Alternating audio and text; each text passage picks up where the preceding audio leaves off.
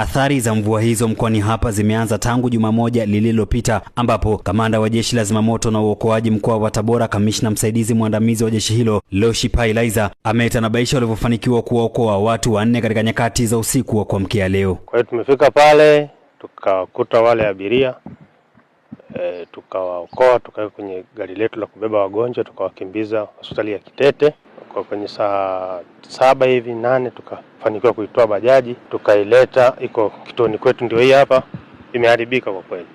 Mmoja anaonekana alikuwa mjamzito. Aidha, kwa upande wa dereva wa bajaji hiyo aliyedaiwa kutokomea baada ya kuokolewa, Bwana Abduli Rahmani Amir amefika alfajiri ya leo katika ofisi za zimamoto hapa Tabora zilizopo katika kata ya Gongoni, akibainisha kilichotokea, huku kamanda Loshipai akieleza tukio lingine la nguzo za umeme kuanguka kwenye makazi ya watu katika kata ya Isevya hapa Tabora mjini. Tulivyoingia mbele tukakutana na maji, baada ya kukutana na maji tukageuza ili kupata mwafaka mwingine. Tunakaribia kufika barabara ya lami tukakutana na maji tena mengine ambayo yalikuja kwa ghafla na kusababisha kutuzoa na kutuingiza mtaroni. Asikuchukua muda wakaja fire wakatoa msaada zaidi. Tuko vizuri kwa ajili ya kuokoa, lakini hatupendi sana wazame au wapate tabu ndio tukaokoe. Tunawaombea waepuke. Asubuhi hii pia tulipata taarifa ya nguzo ya umeme kuangukia nyumba.